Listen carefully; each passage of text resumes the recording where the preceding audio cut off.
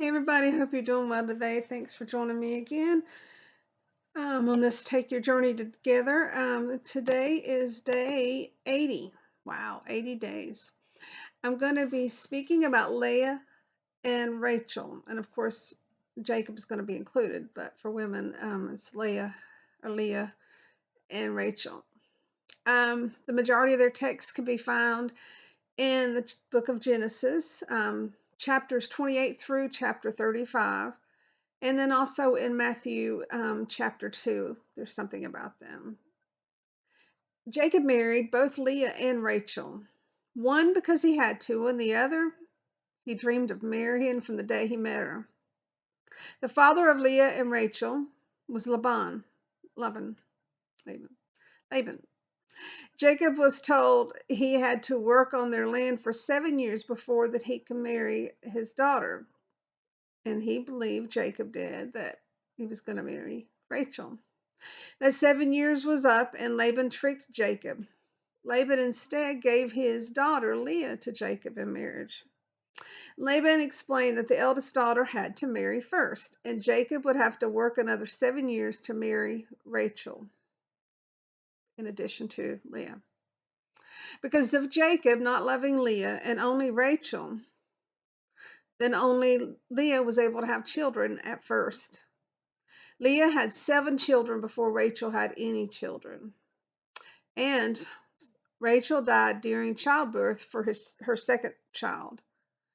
Also, when Jacob eventually took his entire family out of this town back to his homeland, Rachel snuck her father's idols with her without her father, Laban, knowing this.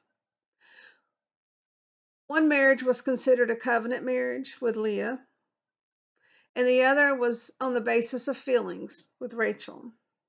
Leah fulfilled her covenant vows by loving her husband and God fully as she was to do. However, Rachel flip-flopped, if you will, in accordance to how she felt at the moment. So we can read this in Genesis 29, and I'm going to go specifically in verses 21 through 30. Then Jacob said to Laban, give me my wife that I may go into her, for my time is completed. So Laban gathered together all the people of the place and made a feast. But in the evening he took his daughter Leah and brought her to Jacob and went into her. Laban gave his female servant Zilpah to his daughter Leah to be her servant. And in the morning, behold, it was Leah. And Jacob said to Laban, what is this you have done to me? Did I not serve with you for Rachel? Why then have you deceived me, Laban? Laban said, it is not done in our country to give the younger before the firstborn. Complete the week of this one, and we will give you another also in return for serving me another 7 years. Jacob did so and completed the work, and then Laban gave his daughter Rachel to be his wife, Jacob's wife. Laban gave his female servant Bilhah to his daughter Rachel to be her servant. So Jacob went to Rachel, and he loved Rachel more than Leah, and he served Laban another 7 years. Thanks be to God.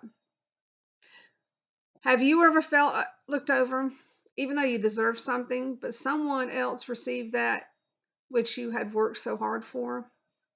You proved yourself greatly, and it did not matter, because others wanted the final decision to be made under guidelines which did not make sense to you, maybe at that time. And maybe as this example with Leah and Rachel, it seemed unfair. However, looking deeper into the situation and the subject matter, Leah was more committed to the overall covenant of marriage than Rachel was. Maybe that thing you're longing for the wrong reasons even, maybe. Maybe if you actually had your way, you would find out it wasn't actually what you were looking for in the long run, as Rachel did, who went back and forth in her ways. I could share many examples of others getting positions that I longed for and just knew in my heart that I deserved them. But looking back now, my life has turned out better than getting those positions that I thought I then deserved and desired so much. Just because we want something so badly does not mean it's meant to be. Think of the other one that received it, that worked just as hard, if not harder, and got what you were longing for. And then they were mistreated by others for getting that position. We always need to look at both sides. I can see both sides here, Leah's and Rachel's. The laws then were as they were, and it was not Leah's fault, but she did her part in marriage and the covenant nonetheless, even if Jacob did not love her and Rachel was jealous of her. But also Rachel could not help the laws then and the fact that she was the younger daughter. Can you think of examples similar to these in your own lives that you were looked over or had to wait for? Is it challenging? It is challenging at best in this flesh to see the whole picture and understand why these things happen.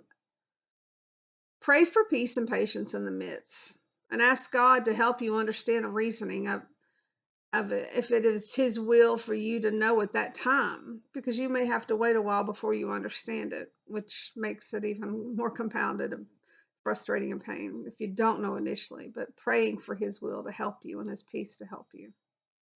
Can you look back at a situation that you believe you deserved something in your life and did not get it, yet now you are glad, or at least understand why you did not get it? And maybe you're actually better off without it, at least for that time being, that you were better off at that time and you didn't realize it until later that you would have been better off without it. I hope this has helped you as it helped me preparing for today. It's been very enlightening for me to make this study and to do the research, because you kind of see a lot of these situations and stories in the Bible very topically, just very okay. It's just something else to read. It's another story in the Bible, but really understanding the background and how they relate to us today is just helps me remember it better and understand it better. And I'm hoping it's helping you too. So I'll see you again tomorrow. I love y'all. God bless. Bye bye.